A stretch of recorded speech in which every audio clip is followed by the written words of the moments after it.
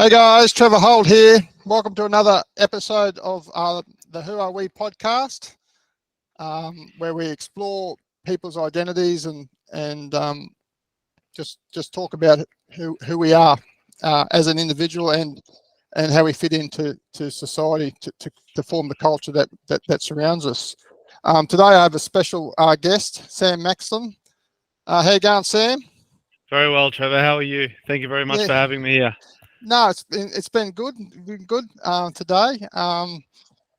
Before we get going, just want to do some disclosures. This is being recorded. The session's being recorded. We're going to publish it on a podcast on YouTube and provide it to people of the public just to let them have a look and have a view and see who you are. But hopefully that can inspire them to investigate who they are and ask themselves a question and hopefully build some strong conversations around where we want to be in society in general. So yeah, Awesome. that's where we're at. Yeah. Beautiful. No worries. Well, we'll get straight into it then. So who is Sam Maxton and what does he stand for? Oh, mate, that definition has changed quite a few times over the last 10 years, I guess. I'm a very, very positive person. I'm one that enjoys impacting people's lives positively, whether it's personally or professionally. I've been in the sales game a long time. Now, for the last 12 to 24 months, has been doing my own personal development, professional development, and now I'm a sales trainer. But I'm among quite a few different skill sets and industries as well. But for me, my sort of motto and the way I go into it, every day's a good day, right? I like that positivity. You obviously have to take care of yourself. But that question is quite a deep question because there's a lot to who someone is when you really dive in. But I've got a lot of mentors and a lot of good support around me. So I have different people for different things. My network's quite big in terms of that. So I'm quite fortunate and quite grateful for everything that I've got. And I guess that's one big thing that you have to. We all go through trials and tribulations and hard times in life, but you've got to be grateful for what you've got and fight for what you want to have. Yeah. So yeah, well, thanks for that. And it just sounds to me like one of your key things is gratitude. Would you say? Yeah, positivity and gratitude, I guess. I mean, I've always been very, very appreciative of the people around me. Obviously, we have people come and go in our lives, and you have to look at opportunities everywhere. And I'm one of those people that see opportunities with everyone, and in everything that I get. So, it's about helping other people. For me, it's about impacting and helping people as much as possible. And then if we can collaborate and move forward as well. Life is here to be lived. Yeah. We only get one life, so I'm going to live it to the fullest and help other people do that too. Yeah, and that's very important message that I'm hearing from a lot of people is to try and get the best out of your life because we've only got one life to live. Might as well make it a good one. Absolutely. And do you think because you're blessed, you said you're very grateful for everything that you have and you've got a great network. Do you think that's inspired you to try and help others develop that same sort of scenario with them to help them achieve what they want to achieve? Yeah, absolutely. It's very important that you work on being the best version of who you want to be. I'm very big on not comparing yourself to others. I've never been the sort of person to compare or, I've been off social media for the last 5 years to my detriment. Now social media has gone sky high. You've got AI, which is great. I'm getting into that now. But for the last 5-10 years, I've been pretty hidden online purely because I didn't like that realm of the comparison or, taking all this. But now, that's what we all do now. That's life. We get these endorphin hits or these dopamine hits, whatever it is, from likes and comments, and that's life. That's you have to adapt, and I think that's what it's about. You have to adapt to the times and to the changes. But definitely helping people understand, where they want to be, who they are. It's imperative. I know for me, one of my major personal goals is impacting 1,000 people a year, whether it's personally or professionally. Oh, really? That's why I work so hard on, meeting people to help them, not so much sell what I do, but just help them introduce my network to them. As I said, I've got quite a few mentors around me, quite a few people that have helped me. And I'm still growing. I'm only 29 years old. So I've got quite a lot of growing to do myself. But I've also had a lot of setbacks, as we all do as business people, as families. But we just got to keep moving forward. Yep. And I see a lot of people out there. I meet a lot of people on a daily basis, and I see a lot of people struggle with different things, whether it be mindset, physically. And for me, I know I can't help everyone, but if I can give someone some piece of advice or something somewhere, that's important to me, because I value that, we all can be the person who we want to be, or who we see we can be. We just need that little bit of guidance. One thing I've always said to people is we go through school and we have these teachers, right? And we have teachers in different areas. You've got maths and English and all these different areas to help us with these things that we need. And not that I necessarily agree that school teaches you everything that you need in life, because it doesn't. But when we become adults, we don't seek the help that we require or that we need to grow to who we want to be or where we want to be. People forget that our teachers and our coaches at school are technically what we should have when we're adults. We need those coaches. And I find there's a lot of coaches out there now that probably aren't where they should be. There's a lot of people out there that say they're good at things but don't actually get results. I don't like those people. I don't know those people personally, so you can't give me any grief for that. But I know that there's a lot of people out there that just research stuff and say they know, but they don't have experience. It's like that saying, with a degree or experience. I'd rather experience every day of the week. People say that I've jumped from job to job or I've jumped from thing to thing, but the amount of experience I have is uncomparable. But yeah, it's just about helping people, And continuous improvement come up a fair bit there, and being 100%. The best you can be.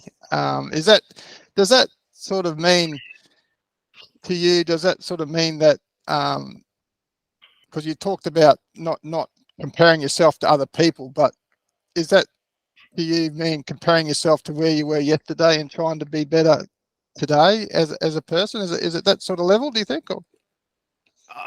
There's so many ways. There's so many aspects to that. I mean, not comparing yourself to where other people are or wishing you had that. There's always someone worse off than you. There's always someone who wants what you have, or vice versa. There's so many different ways and psychology ways to look at all this stuff. But as you've probably seen on my LinkedIn page, my motto is Outperform Yesterday. And that's a trademark that I've got. I've actually got something being released with that very shortly. I've got quite a few things coming out in the next 6 to 12 months. But Outperform Yesterday, it really sits well with me, because at the end of the day, the only person that we need to be better than is yesterday's self. Now, you hear a lot of millionaires and a lot of big people talking about this on podcasts and online nowadays, but it's true. I came up with this saying 2 years ago. Outperform yesterday is what I believe and what I live by every single day, because whether it's 1% better, 100% better, the only person that you need to be better than is yourself. Yep. No, that's true on a lot of levels as well. But being able to look yourself in the mirror and make that statement that, am I better than I am yesterday, or what have I done to achieve that? But it sounds like 1,000, to me, that sounds scary, because you said 1,000 people a year is your goal to meet and talk to and to help every year.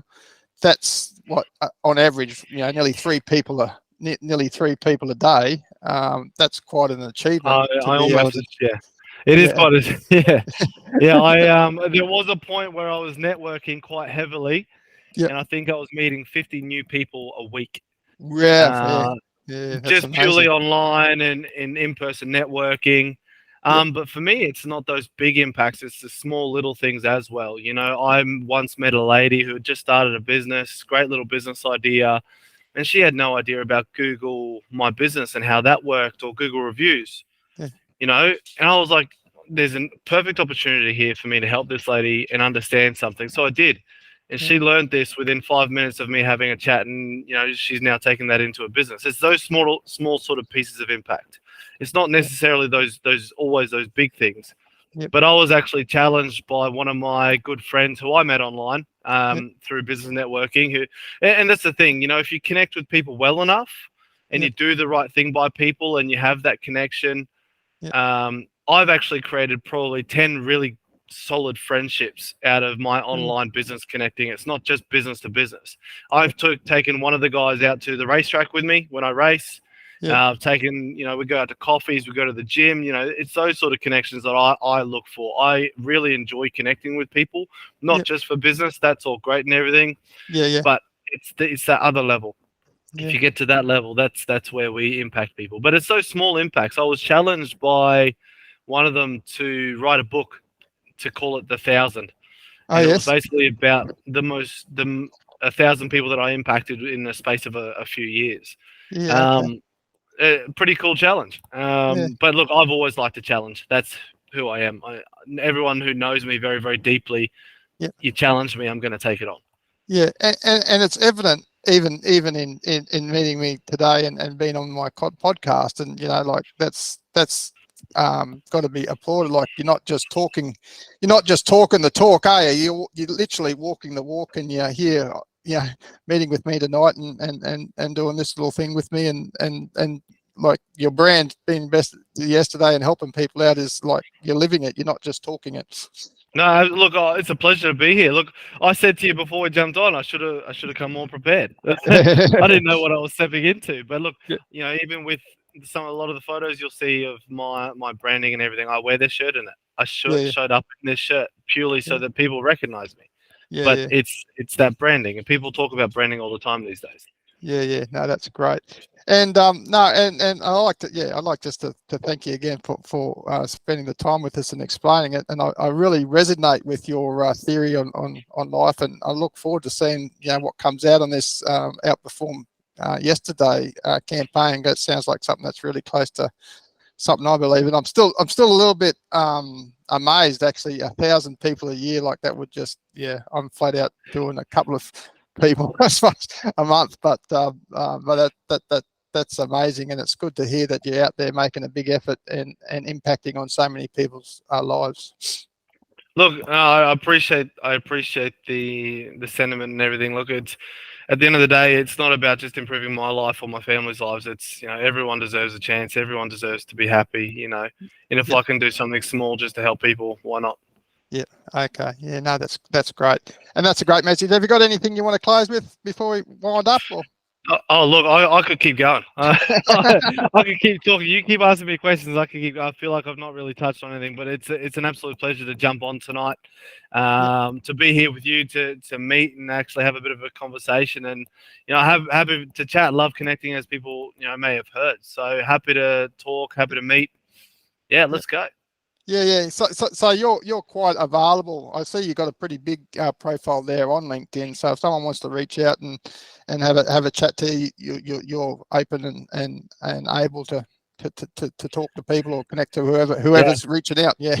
Look, if you don't mind, quickly, I think one of my best connections that I had on LinkedIn, he was shocked about how quickly I responded to him.